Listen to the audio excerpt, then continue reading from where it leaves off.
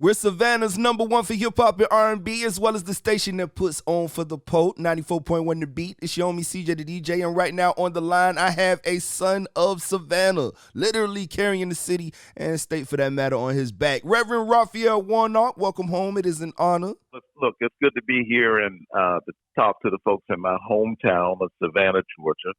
We're glad to have you, man. The city has been fired up, taking advantage of early voting and everything. So, look, I want to jump right into it because it's election day and I know time is short. There are a lot of areas that need repair in our country, from race to healthcare to criminal justice reform to environmental issues to police brutality to getting the country financially back on track. What is your biggest focus going into office? I have worked on all of those issues, CJ, and I will work on them in the United States Senate. But we are in the midst right now of a once-in-a-century global pandemic. We've got an airborne, deadly disease, and we've got some really tough days with respect to that ahead of us. And we need a national response. We've got to get this virus under control. We've got to get the vaccine safely and efficiently distributed. We need COVID relief. The people of Georgia, the people of Savannah have been waiting since last spring for any kind of relief. And when it finally came, it came in the form of $600 checks. We should have passed the $2,000 stimulus. And Kelly Loeffler, my opponent, has not lifted one finger to help the people of Georgia. If you fire her and hire me, I'll be thinking about Georgia every single day. I'll certainly be thinking about the coastal city. And so this is what we need. We need everybody to show up and vote. We have been inspired by the turnout we've seen thus far. But I want to say to the people of Savannah, you have an opportunity to elect one of your own. I was born and raised in Savannah. I grew up in Caton Homes Housing Project. I attended Saul C. Johnson High School. I spent my summers on the campus of Savannah State College as an upward bound student. Georgia hasn't elected a senator from Savannah in 150 years. And so we have a chance to make history, but more importantly, to make a difference. We've got to address this virus. We've got to get people the immediate relief that they need. And you need somebody who's going to stand up for affordable health care. I've been fighting for health care for years, long before I was running. I was fighting for it as an activist. I've, presented my body for arrest on more than one occasion, fighting for access to health care, fighting for criminal justice reform and against police brutality. And what I hope to do now is take my years of activism and agitation and translate it into legislation by protest and the public policy. We must win both of these seats today, or we're going to be stuck. Mitch McConnell will block everything that the Biden-Harris administration tries to do unless you send Raphael Warnock and John Ossoff to the United States Senate. Georgia's on the line. The whole country's on the line, and it's centered right here in our state. So what an amazing moment in American history. Georgia literally has the power to swing open the door to the future. Definitely. I know also that, in the past, Georgia has been a state that's faced heavy voter suppression. I know we definitely saw it with Stacey Abrams during the governor's race. What steps have been taken to make sure that that doesn't happen this time around? A lot of that has been fixed through us suing and challenging the state. And listen, the best thing that listeners can do, if you're listening to me right now and you're wondering, will my vote count? Absolutely, it counts. And the other side knows that your vote counts. That's why they don't want you to vote. If voting didn't make a difference, they wouldn't be working so hard. So here is how you respond to your concerns around voter suppression. You show up. If you don't show up, then you've suppressed your own vote. And why would you do that? Why would you diminish your own voice? And so we need people to show up. If you've already voted, here's what you've got to do. You've got to do starting right now, because today is the day. This is it. You need to text, call the folks in your circle, your friends, your family members, the people you like, the people you don't like so much, the folks who owe you money, your colleagues, your church members, folks on the block, check in with them, make a plan to vote, make sure that they have a plan to vote. We are going to see a surge on the other side today, and we have to make sure that that does not override the trends that we're seeing right now. It all comes down to the day. Listen, I'm excited about the energy I've been feeling all over the state. I've been moving all across the state. I was down in Savannah with Kamala Harris, our vice president-elect, this past weekend. But here's the thing. I'm grateful for the people who've contributed to our campaign, the things that are going on social media. But at the end of the day, we don't count tweets. We don't count Facebook likes. We don't even count the money. The only thing that gets counted is the vote. So vote. Definitely. Vote like your life depends on it. It does. Definitely. During your campaign, I've heard you use the term New Georgia. What does New Georgia look like to you?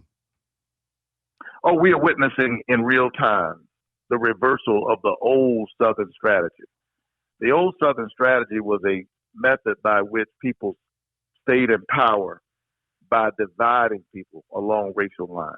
And that's what the GOP has done for the last 50 years. And we're seeing a reversal of that, and Georgia is the tip of the spear. And we pushed hard against that. I've been working with my friend Stacey Abrams for years now. What you saw happen on November 3rd was not magic. It was not overnight. We've been working on this for years, registering people, strengthening the electorate, helping people to find their voice by getting their vote. And that's what delivered the 16 electoral votes of Georgia into the Biden column. But he needs help. Kamala Harris needs help. Here is a black woman, a graduate of Howard University and HBCU. I've gotten to know her. She's a terrific person. The Senate, once we win these two seats, will be 50-50. But because we control the White House, Kamala Harris, a graduate of an HBCU, would be the tie-splitting vote on health care, on voting rights. Look, I saw Mitch McConnell the other day or several months ago speak glowingly about what a great man John Lewis was. And I was personally offended as John Lewis's pastor because I knew that the voting rights bill that we've been trying to pass since the Supreme Court gutted the voting rights law in 2013, that voting rights bill has passed the House. So why is it not law? Because it has to pass in the Senate. Why is it not passed in the Senate? Because Mitch McConnell won't put it up for a vote. Why is he able to deny us even having a vote? Because they have the majority in the Senate. That's how it works. And so when Georgia delivers this seat to Raphael Warnock, when you deliver this seat to me, when you deliver the other seat to my friend and brother, John Ossoff, you decide the balance of power in the United States Senate, and Georgia will literally swing open the door to the future around health care, criminal justice reform, addressing police brutality, voting rights, clean air and clean water, the environment, COVID relief. My name is on the ballot, but it's your family and your health and well-being that's on the line. Yeah, I think, when Mitch McConnell denied that $2,000 stimulus check, that kind of opened a lot of people's eyes. A lot of people thought that, they had an idea of how politics ran, but not so much. You know what I'm saying? I know a lot of people are talking about the president and stuff. I want to, oh, sorry? Yeah, so here's the thing, and I want people, it's a great point you're making, because here's the thing. Theoretically, the votes are there even in the Senate, but he won't even put it up for a vote. And my opponent, Kelly Loeffler, has not pushed him to put it up for a vote. She's been busy, playing games with the trickery she's going to get involved in tomorrow, trying to defy once again the voices of the people of Georgia who have spoken clearly. And she wants to spend her energy tomorrow defying the Electoral College. She should have been trying to pass this $2,000 stimulus relief for the people of Georgia. She won't do it because she doesn't care. Kelly is for Kelly. I want to stand up for the people of Georgia. On the topic of your opponent being for themselves, I know that there have been a lot of reports of them using information about the pandemic to financially, benefit while a lot of people suffered. I want to ask, how is that legal as a representative of the people? Brother, you're asking the right question. Why is that even legal? That is the right question. So here's what I believe. I believe that a United States senator, especially somebody of her wealth, whose business is Wall Street. Do you understand? Her family owns the company that owns the New York Stock Exchange. Hear me. I didn't misspeak because it sounds unbelievable. They own the New York Stock Exchange, and so a sitting United States senator really ought to put their investments in a blind trust. They shouldn't be trading stocks based on inside information that they have that the rest of us don't have. In the rest of the world, we call that insider trading. And it should be illegal, and they should be unable to do it. It is illegal. And she's done a good job of making use of her privilege as a United States senator. It is the people of Georgia who have to hold her accountable in this moment. You can send her back home.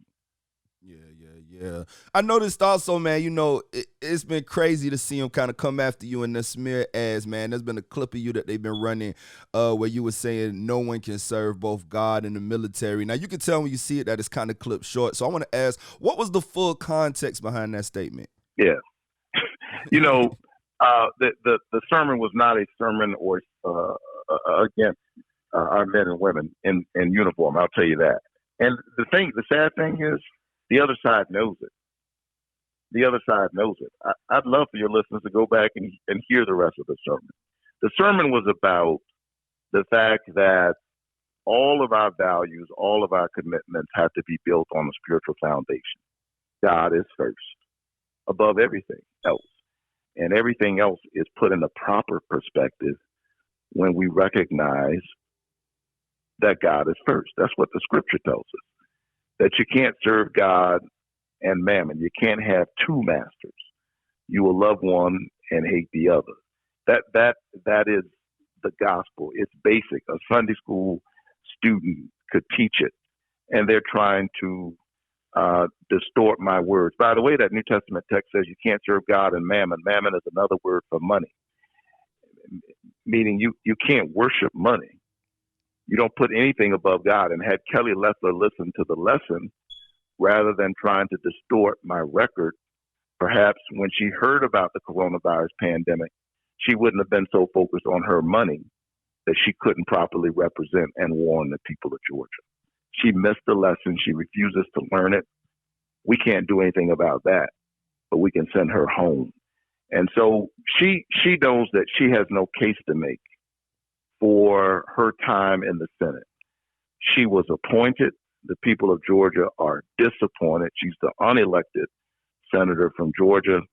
The great thing is, in the United States of America, we have elections, and it's all in the hands of the people right now. You can do something about it. Elect Raphael Warnock, hire me, a person who comes from Savannah, and I'll be thinking about the coastal city. I'll be thinking about Savannah Port. I'll be thinking about the jobs that we need to create. I'll be thinking about investment in infrastructure. When the mayor of Savannah calls me, I'll actually pick up the phone and give Savannah what it needs. Yeah, we've been very, very energetic in Savannah. I mean, it's been great for the city to see one of our own literally carry the city and state on their back, man. It's been an honor. I want to ask one last question because I know, like I said, it's election day. I know time is short. You're a person of faith in politics, and you see a lot of people like your opponents, even the current president, claiming to be people of God. Although, there's a lot of distrust there. I want to ask, is faith in politics something that can be mixed? Oh, absolutely. Listen, I believe in the separation of church and state, but that doesn't mean that a pastor can't run. There are other people of faith in elected office. They're just not pastors. And there are pastors who are serving in office.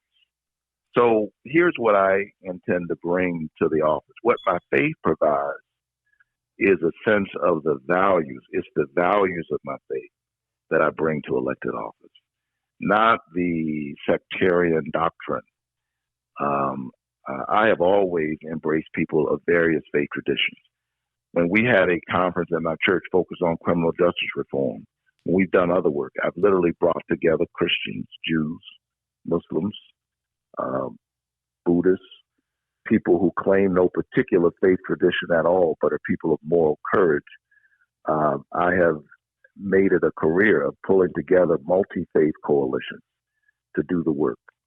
And so what my faith provides for me in my work as a senator is the values that we find in all of the great faith traditions: empathy, mercy, compassion, justice making, and truth telling.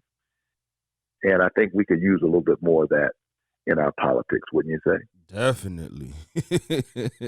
Definitely. Reverend Warnock, I definitely appreciate your time. As a son of Savannah, I got to say it is definitely an honor speaking with you today on election day of all days, man. We definitely appreciate you, and the city is, definitely behind you. I hope you know that.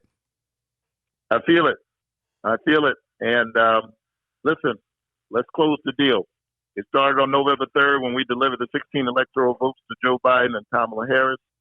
And we have had amazing turnout during this early voting period, but that alone will not seal the deal. Today we close the deal.